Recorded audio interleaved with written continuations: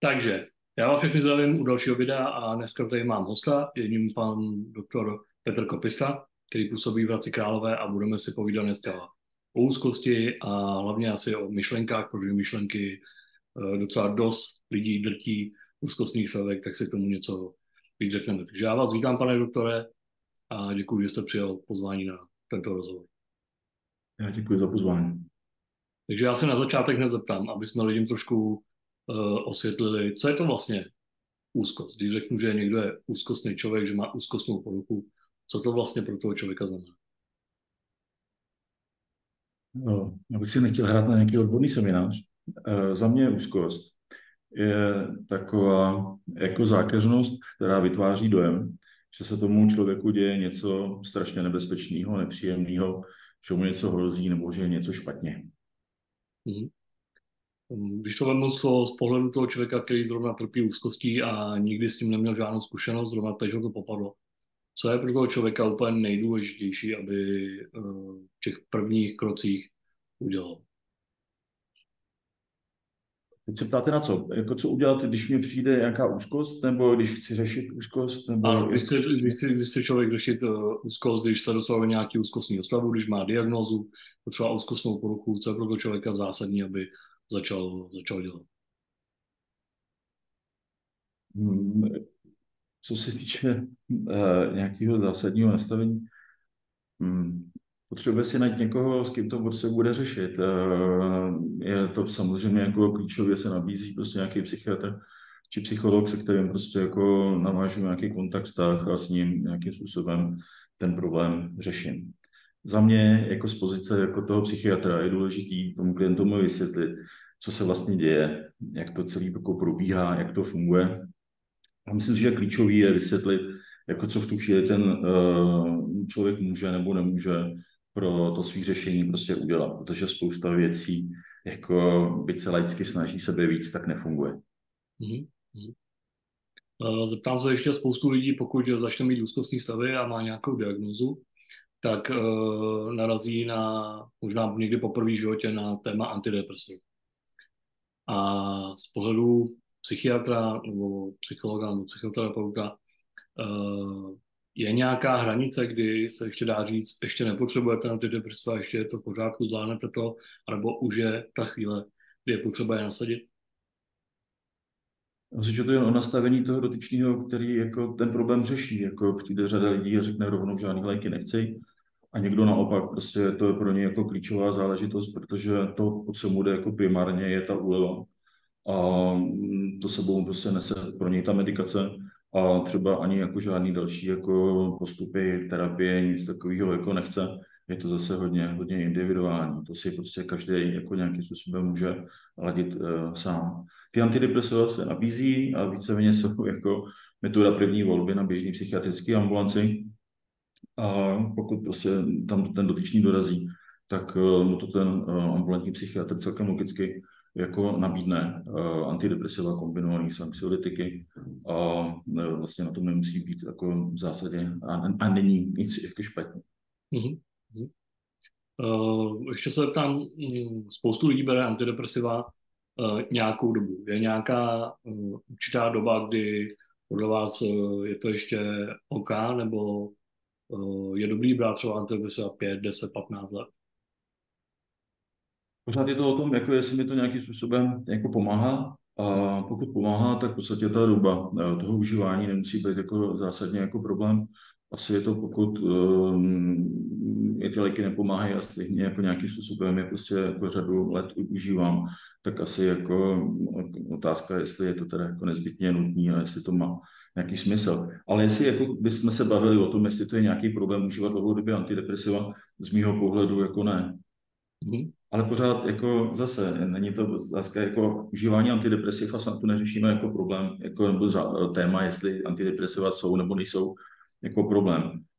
Mhm. Je pořád jako strašně důležitý si s tím klientem tyhle ty věci nějakým způsobem vysvětlit a jako nikoho bych do ničeho netlačil, jako Mhm. nepřesvědčoval, musíte užívat antidepresiva nebo naopak, že bych byl zaujatý proti a rozumoval mu to v žádném případě ne. Mhm.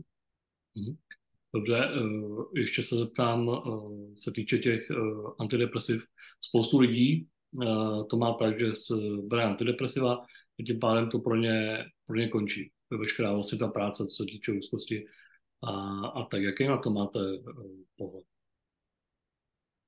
Že to pro ně končí a že jsou spokojení, tak Tak. pokud jsou spokojení, tak jako se do toho není snad potřeba jako nějakým způsobem vrtat. Jako někoho jako přesvědčovat, že je to potřeba jako řešit, že se to musí takhle řešit, že správný postup je takový nebo makovej, jako si vůbec jako nemyslím. Mhm. Byla tady klientka, která řešila jako těžké jako obavné myšlenky ve stylu, jako co když prostě něco provede, co když chce něco pro ní, jako neskutečně jako nepříjemného, co když chce něco pro víc. A byť jsme si prostě vysvětlovali nějaké záležitosti, tak v podstatě pro ní stejně klíčový bylo, jakým způsobem to prostě jako zaléčit těma antidepresivama. A pokud to ten efekt prostě jako v tu chvíli přineslo, tak jako proč ne? A někdo prostě se s tím spokojí a nějakým způsobem jako nemá potřebu to řešit dál a je to prostě jako jeho volba. Snažím se vysvětlit, jako, že se to dá řešit prostě jako kombinovaně, že to nemusí být jenom o té farmakoterapii, může to být prostě samozřejmě nějakým způsobem postupy a nejenom prostě, co prostě s tím člověkem řeším já. Může prostě si najít přesně ten styl terapie, který mu bude vyhovovat a který prostě ho někam posune. Mhm.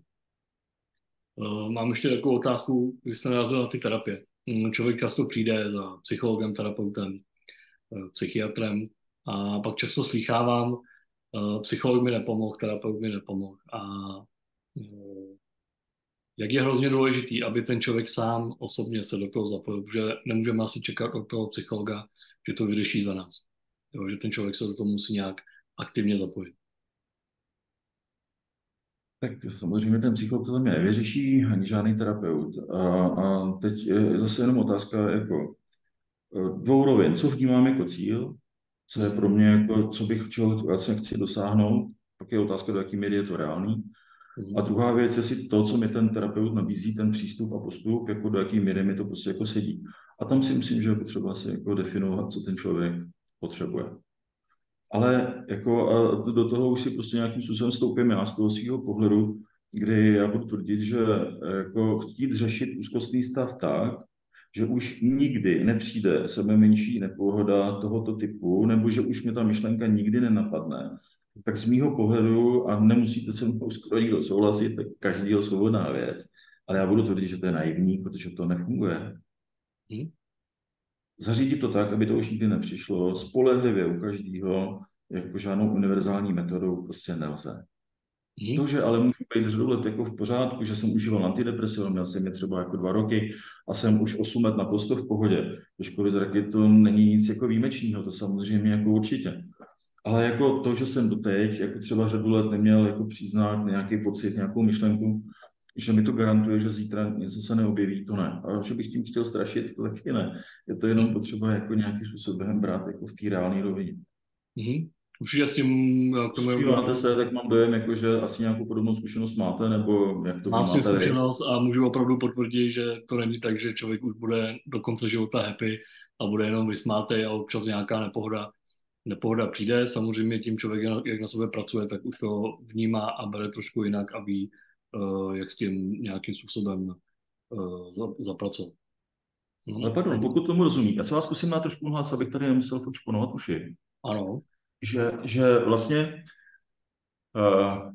já pokud rozumím tomu, jak to celé jako funguje a vím, že třeba se nějakým způsobem něco může připomenout, tak to pro mě není a priori prostě nějaký fatální problém. Já jako prostě vím, jako, že se to objevit může, že to prostě v nějaké intenzitě prostě třeba naskočí, ale pokud tomu rozumím, tak pro mě to není jako, že se mi něco vrací, ale že je nějakým způsobem se určitým způsobem něco připomíná. A vlastně to mě nemusí jakoby, jako vyšachovat a rozhodit, ale právě to si myslím, že proto mám tu snahu jako těm klientům to podrobně vysvětlit, aby těmhle věcem jako rozuměli, aby nebyli pro ten úzkostný problém tak snadný cíl, který je tak jako lehce sestřelí, protože oni měli to naivní očekávání, že něco takového jako nepřijde nebo že se to neobjeví.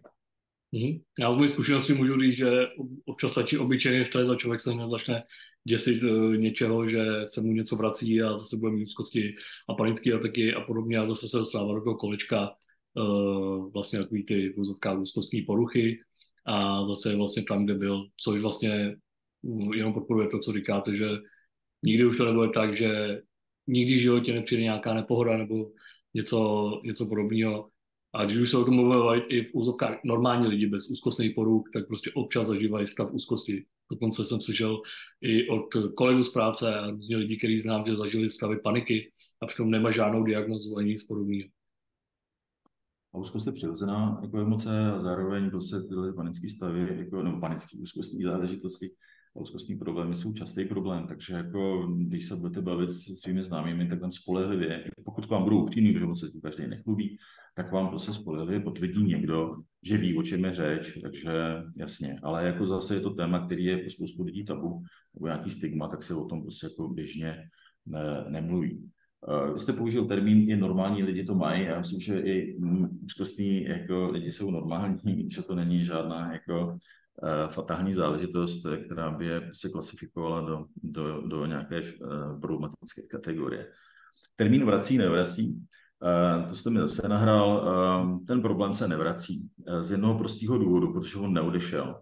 To, co jsem zažil, to, co o tom vím, jakou mám zkušenost, jak jsem o tom přemýšlel, jak jsem s tím bojoval, ty všechny zkušenosti, jako si je nesu prostě sebou. A já vlastně, jako když řeším ten problém úzkostnej jako takovej, tak já vytvářím jakoby nový systém. Ale to vůbec neznamená, že se ten starý systém jako vyzmizíkuje, že prostě se nepřipomene. On se připomene. A kdykoliv a snadno a v nějaké intenzitě záleží, jakým způsobem, v jaký fázi jako toho svého řešení jsem. Ale vůbec to není o tom, že by se něco jakoby vracelo. Já si ten starý původní systém jako nesu sebou. A tím, jak jako mu rozumím, jakým způsobem vím, jak jako funguje, tak to, že se mi něco jakoby může připomínat, neznamená, jako, že je nějaký problém, nebo že pro boha ono se to vrací. Což nakonec je úzkostná reakce, která to samozřejmě v tu danou chvíli jako jenom prostě rozvíří. Takže je dobrý jako nějakým způsobem prostě tomu teda jako rozumět. A v tu chvíli já pak nemusím být jako znova ten můj termín snadný cíl, protože se něco připomnělo. Přesně tak, jak jste říkal, já to můžu jenom potvrdit z vlastní zkušenosti, že to tak opravdu je. A je to jako když si zlomíme třeba nohu před 10 lety, jsme si měli zlomenou nohu a najednou se na ní vzpomeneme, že jsme prostě měli tu zlomenou nohu, tak stejně si vzpomeneme na to, že jsme měli úzkost, přijde nějaký stres a znovu máme nějaké pocity. A znovu já s zlomenou nohou to takový příměr používám, ale v tom kontextu, že já jsem si mohl tu nohu zlámat, docela jako drsným způsobem, ty doktoři mi to prostě jako sešroubovali, dali dokupy, ta noha se rostla. A já můžu chodit, běhat, skákat celkem jakoby v pohodě, žádný jako velký zádrhel není. Ale když si běhnu tu nohavici, tak jsou tam prostě jako jizvy, ještě po těch jako šroubech, co jsem v té noze měl. A nebo se mi to může připomenout, když se mi mění počasí, jako že tam prostě nějaký jako dozvuk jako může být. A tak jsem vylečený nebo nejsem vylečený? Jako, je to jakoby nějaká jizva, která vlastně jakoby, něco se stalo, něco proběhlo a určitý okolnosti mi to můžou jako připomenout, ale v žádném případě mě to vůbec nemusí diskvalifikovat. V podstatě to všechno srostlo správně a ta terapie proběhla prostě jako smysluplně. Super, teď přejdeme na myšlenky, protože myšlenky jsou téma pro úzkostní lidi úplně, myslím, asi to nejhorší, co možná může být, protože myšlenky nás dokážou dostat hodně dolů. Většinou se setkávám právě s maminkama, s dětma, že mají úplně hrozný myšlenky a hrozně se toho děsí. No, když jsme mu pojem myšlenka jako taková, co to vlastně je, nebo jak vysvětlujete lidem, že mít nějakou špatnou myšlenku neznamená automaticky, že je něco špatně. Myšlenka může přijít jakákoliv a ve své podstatě je potřeba rozumět tomu, že nejsem ani zodpovědný za to, co mě napadne. Zodpovědný jsem za to, jak se k té myšlence jako postavím. A moje myšlenky můžou vycházet z mý zkušenosti anebo z fantazie. A fantazie je nekonečná. Ten bizár dokáže být prostě do nekonečná. A vlastně jako pokud mi něco takového jako zaskočí, že prostě mě napadlo, jako že bych mohl něco provést nebo že by se mohlo něco stát, tak mě to prostě může zneklidnit a teď prostě celkem jako běžná laická jako snaha je nastavit se tak, aby mě ta myšlenka už znova nenapadla, protože to přece normální lidi nenapadá. A další věc, snažím se, aby ta emoce, kterou ta myšlenka prostě jako vyprovokuje, tak aby se prostě jako pokud možno sklidnila. No a jsem chycený do pasti, protože to je přesně to, co nemám šanci vlastní vůlí nějakým způsobem ovlivnit.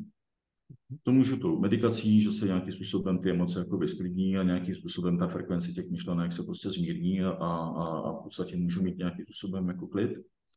Pokud se budu snažit nějakým způsobem jako z těch situací dostat, jak tak se snažím prostě odvíct pozornost a to se mi povede jednou perfektně, po druhý třeba hůř, po třetí zase dobrý, po čtvrtý vůbec, já se snažím půl hodiny a prostě tady ťukám do něčeho nebo s někým prostě dobu telefonuju a ono to prostě jako vibruje furt stále.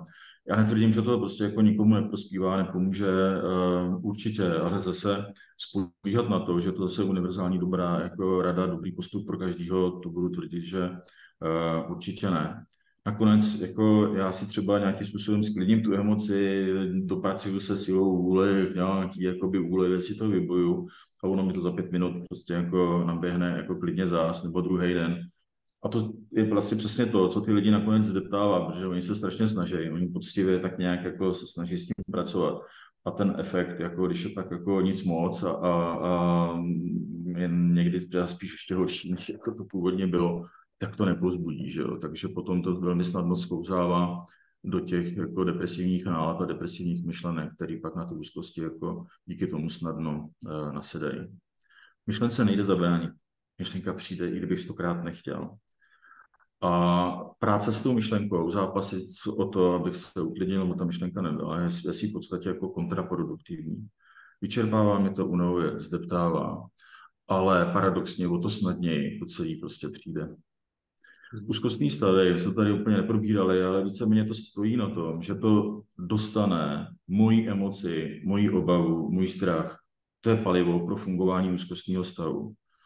A když se snažím to nějakým způsobem eliminovat, bojuju s tím, potlačuju to, snažím se tomu předejít, tak vlastně to je zase mechanismus, kterým já se jako strašně snadno zacyklím, protože ve své podstatě dávám ty situaci, která vlastně ten význam takový vlastně nemá, protože ta úzkostná situace je nepříjemná, ale téměř nikdy ohrožující. Tak já ji vlastně dávám paradoxně tou svojí snahou, jakoby význam, který ona nemá. A tím se to právě jako nějakým způsobem jako cyklí. Takže když já se bojím nějaký myšlenky, jakože je hrozná, to přece jako je důkaz, že jsem asi nemocný, nebo nespolehlivý, nebo nebezpečný, tak si to položím, jakože musí být v klidu, nesmí mít nepříjemné pocity, no hlavně ne pocit, jakože ztrácím kontrolu, to by bylo jako hotovo. A v žádném případě mě ta myšlenka nesmí napadnout. Tak si nabíhám, protože jako, velmi snadno ta myšlenka přijde a mě to zdeptá, protože jako, to není v pořádku. Já ty myšlenky přece neměl, já jsem takhle jakoby neuvažoval, ale já je teďka mám hlavně proto, ne, že bych byl nebezpečný, ale protože jsem úzkostný a snažím se tu myšlenku nemít. A ten bizár těch myšlenek je zrovna tak nekonečný. Může napadat něco, co je pro mě totálně nepřijatelný, co je prostě... Takže ta myšlenka může být jako obavná ve stylu, co když se něco stane, což nechci, aby se stalo něco mně nebo mým blízkým, anebo může být obvinující, jako ve stylu jsi hroznej, nic si nedokázal, jsi marnej, to dobrý nebude. A já se nějakým způsobem jako snažím jako s tím pracovat. Když si vezmeme ty obvinující myšlenky, zase to může být otázka jako toho, že já jsem byl vychovávaný nějakým způsobem, nebo mi někdo něco řekl, jako ty jsi k ničemu, nic z tebe nebude. A já kdykoliv teď udělám nějakou chybu, tak vlastně mi tam naskočí tato myšlenka, jako no já věděl, nic ze mě prostě nebude. A teď prostě vlivem nějaký jako třeba terapie, nebo sám jsem si prostě určitý věci nějak jako vyhodnotil a docházím k závěru, je pro mě přesvědčivý, je totální nesmysl, jako to takhle prostě jako není. A je to informace, která pro mě je přesvědčivá. Ale v žádném případě nemůžu čekat, že mi tam nepříjemná, hnusná myšlenka už znovu nenaskočí. Já něco udělám prostě blbě a mi tam automaticky, no jo, jako k ničemu. A co udělá jakoby většina lidí? No začne s tím zase pracovat, zase to začnou zpracovávat. Ne, teď je to přece takhle, jako když se s tím prostě dohadujou a nějakým způsobem zase ten cíl je jako nějak spacifikovat tu myšlenku a eventuálně spacifikovat tu emoci, která jakoby na to nasedá. No a to půjde do ztracena, protože je to utumlá, jako, protože ty myšlenky tam prostě naskakovat budou, nemají šanci to nějakým způsobem vyhrát a nakonec to vzdají. Tak kdyby to bylo opravdu správně, že jsem to správně vyhodnotil, tak logicky už by mě to nenapadalo. A to očekávání je právě jakoby naivní.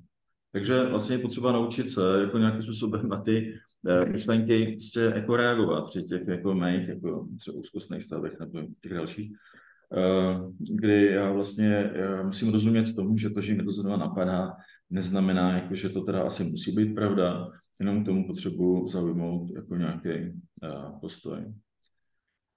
Další věc, co tady taky nezazněla, jako že logika nefunguje v tom kontextu, jako že mi logika ovlivní emoci. Tak jako je to jasný, mám tady na ten závěr, já si to nějakým způsobem připomínám a teďka vlastně chci, aby to ovlivnilo a vyklidnilo tu prostě nepříjemnou emoci. No tak to nefunguje. A teď zase, jako, co dělá zase ten jako dotyčný s tím jako zápasí. Furt si opakuje, teď je to přece dobrý, je to dobrý, je to dobrý. Jako co děláte? No tlučete si klíny do hlavy a chcete z toho prostě vyrvat nějakou emoci, ideálně prostě sklidněnou. Ale tak kolikrát si musíte něco říct, aby to byla pravda? Buď to pravda je, nebo to pravda není. A vaše pravda je závislá na vašem pocitu, nebo není. Takže je potřeba zase rozumět jako tomhle nastavení. Když se budeme bavit zjednodušeně o té práci s myšlenkama, jako, tak vlastně je to jako by dialog s někým, kdo v úvozovkách jako přišel a teď já jsem v pozici, kdy já ho nemůžu vyhodit a on mi něco sděluje. Seš marnej, seš k ničemu.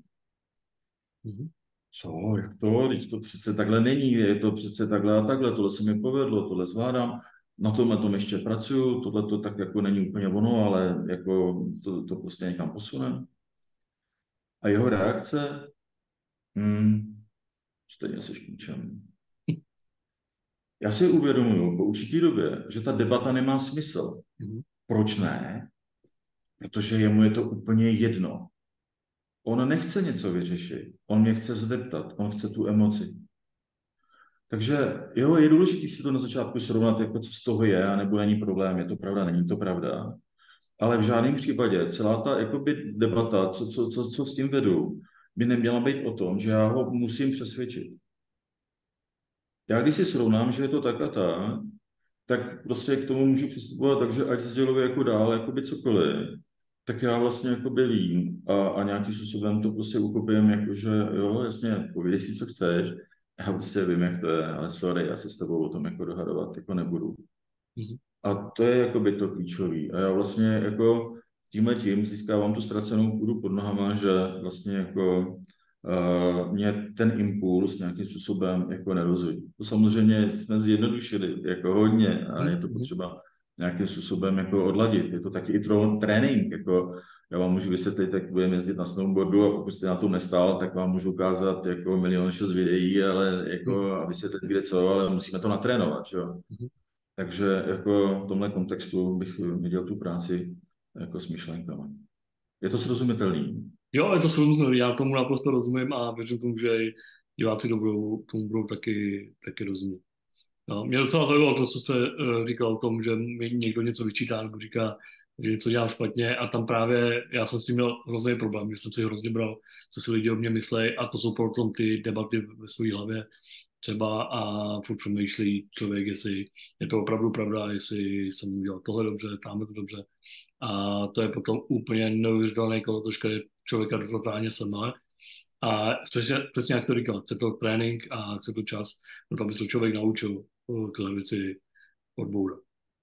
Já to s dovolením zareaguju a nechci to dlouho protahovat, ale jste mi přehrál, co jsem chtěl říct. Jako, když si u mě něco myslí, tak já při svý jako sebevětší snaze nezjistím, jak to doopravdy je, jestli jako, jo, si něco myslí nebo ne. Já se ho klidně můžu zeptat, ale jako, je to všechno v pohodě, jako neudělal jsem něco, co by něco bylo špatně nebo to. A on říká v pohodě, dobrý, jo, super, jako jsem uleví. Pak přijdu domů a říkám si, tyjo, a řekl mi pravdu, co když mi nechtěl říct pravdu, co když prostě jako něco. Já nemám šanci v takovéhle jako třeba těch sociálních situacích zjistit, jak to doopravdy je. A to je u řady témat, jako v těch úzkostných problémech, jako běžný. Já prostě nevím. Když je ta obava, jako co když budu za půl roku nemocný, jako co když se stane tohle, co když se stane tamhle to.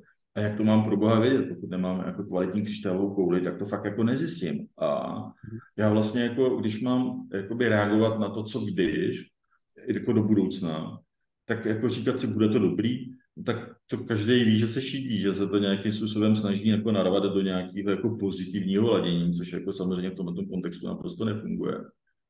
A já prostě nevím, jak to bude, a bude to určitě dobrý. Ale zrovna tak jako nevím, že to bude dobrý, tak já jako nevím, jestli to bude blbý. Takže vlastně celá ta poctivá jako reakce na takovouhle úzkost do budoucna nebo do něčeho, co fakt jako nevím v tuhle danou chvíli je úplně jednoduchá. To prostě nevím. Já jenom doufám, že to prostě bude dobrý. A já to teď fakt jako nevyřeším. A co s tím budeme jako dělat, jo? Takže vlastně jako ta reakce jakoby je v tomhle jakoby kontextu. A ta další práce jako může být prostě o tom, že nejenom to, že nějakým způsobem se učím prostě jako reagovat na tyhle ty záležitosti, ale v dalším kontextu já to nakonec můžu i provokovat. Já přece nejsem závislý na tom, jestli něco pro boha napadne nebo nenapadne, jestli budu mít nějaký pocit nebo ne. Já vlastně potřebuji získat tu ztracenou půdu pod nohama. Ne jistotu, žádná jistota neexistuje. Ne klid, ten klid mi stejně nic negarantuje, jako že se nic nestane. Já vlastně jako budu tu ztracenou půdu pod nohama v tom kontextu, jakože ladím to původní nastavení. Jaký je původní nastavení? No jednoduchý. Jak to bylo dřív, než jsem začal mít ty úzkostné záležitosti? Jak to vlastně celý fungovalo? To jsem měl tu jistotu, nebo to mi ten klid něco garantoval? No vůbec ne. Já to akorát neřešil. No to bylo jednoduché, protože mi to nenapadalo a nic nepřicházelo. A dneska, když to jakoby přichází, jako mám nějaký pocit, nebo mě napadá ta myšlenka, jaký to má jako řešení? Když to teda hodně zjednoduším, tak vlastně jako žádný, protože jako on v tom žádný reálný problém být nejspíš ani nemusí. A jaký řešení do toho mám jako narovat? Jako, a co je vlastně jako by ten cíl? Zjednodušeně řečeno zase, jako celá ta snaha by měla jít k tomu, že já se to znova učím neřešit. Akorát, že je to o něco složitější, protože teď už mi to přichází, teď mi to naskakuje. Ale já to prostě, pokud tomu rozumím, tak jako vím, že to prostě to řešení jako nepotřebuje. Jde nám o tu emoci, abych se jako uklidnil. To je samozřejmě jako důležitá. Ale emoce jsou přece následek jako v nějaké jako situaci. A ta emoce, že jsem tam něco narval, že jsem to jako vyklidnil, to je tak nestabilní. Vlastně ta emoce by měla přijít sama. A přijde proč? No z jednoduchého důvodu, protože jsem to přestal hrotit. Takže já vlastně potřebuji odladit tohle nastavení, kdy nějakým způsobem jako tomu rozumím a k tomu nějakým způsobem přistupuji adekvátně. Ta úleva přichází. A to se musí samozřejmě doladit. To není jako, že jednou, dvakrát něco, je to prostě jako zase nějaký proces. Jestli jsem se tím trápil jako dobu, já nemůžu čekat, jako, že za 2 týdny prostě bude vymalováno. Ale na druhou stranu prostě tu perspektivu to nějakým způsobem má. A úzkostní stavy řešení mají prostě jakoby taky. Stačí vedle. Stačí, úplně bez vady. A já k tomu ještě dodám, jak jste říkal o tom, že za 2 týdny to určitě dobrý nebude, tak mě to trvalo zhruba 2,5 roku, ta cesta, ta práce sám ze sebou. Takže a lidem taky vždycky říkám, že nečekejte zázraky do opravdu týdne, do 2, ale chce to opravdu dát tomu čas a být hrozně trpělivý. A jak už jste jednou zmínil, tak trénovat. A já se vás ještě zeptám, než budeme končit, na vaši knížku, protože vy jste napsal knížku, která se jmenuje Strašák v hlavě. A předpokládám, že bude asi mířená na myšlenky a tyhle ty věci. To obecně myšleno na úzkostní problémy. Je to víceméně strašák hlavy, a ne jak se vypořádat s úzkostí a řešit myšlenky, nebo pracovat s myšlenkami. Takže jsou tam prostě zjednodušeně ty principy, na kterých vlastně celý jako, to řešení jako stojí. Rozumět tomu fungování, co nemůžu ovlivnit, a u všech jednotlivých typů úzkostných záležitostí, úzkostných poruch je tam prostě naznačeno v nějakém kontextu, jakým způsobem s tím pracovat. A ten strašák hlavy je právě ta záležitost toho, jak jsem říkal, někdo přijde a nějakým způsobem prostě to do mě valí. Takže já jsem si jako, už jako před 20 lety nějakým způsobem vzpomněl na Barbuchu z té pohádky Kubuláku a Kubikula, jestli vám to něco říká, ale obávám se, že vaší generaci už moc ne. Už moc ne. A tam nějaký s medvědem si mysleli strašidlo, Barbucha mu říkali, a to víceméně fungovalo na tom principu, čím se někdo bál. Tím to strašidlo bylo děsivější. a je potřeba jakoby odladit to nastavení, tak aby vlastně jsme toho svého strašáka jako přestali krmit, tak aby nějakým způsobem jako mohl pojít z hlady. Protože on ve své podstatě se sice tváří, jak je strašně nebezpečný a děsný, ale ve své podstatě je to takový jako neškodný jako bubáček, protože jeho jediná role, co on může, tak je vlastně jenom jako strašit. A tu jsem zase dostal jako někam, jestli se ptal na tu knížku. Jo, moc děkuji za dotaz k tomuhle tématu, jako ta knížka je v tisku, jako zhruba za měsíc by měla být už reálně jako hotová. Celý se to tak utáhne, je to víceméně hodně díky mý nezkušenosti. Já jsem žádnou knížku ještě nevydával, takže jsem vůbec netušil, co to všechno je za nějaký anabáze. Takže jako věřím, že to v nejbližší době nějak dopadne. Super. Takže já moc děkuji za pozvání. Já taky děkuji, že jste přijal. Já ještě pro ostatní určitě dám odkaz po tohle video, potom jestli můžu, na stránky vaše a pak samozřejmě, jak bude knížka v prodeji, já to budu sledovat, tak u nás na Facebooku a na našem společném Instagramu určitě bude odkaz, kde si budete moct tu knížku koupit. Takže já vám ještě jednou děkuji, že jste přijal pozvání a možná někdy ještě jednou něco spolu zkusíme probrat, aby lidi opravdu pochopili, jak vůbec úzkost a myšlenky fungují. Takže já vám pro dnešek moc děkuji. Já vám přeju hezký den. Ať se daří. A s ostatními se teda loučím a těším se u dalšího videa někdy zase příště zatím. Ahoj.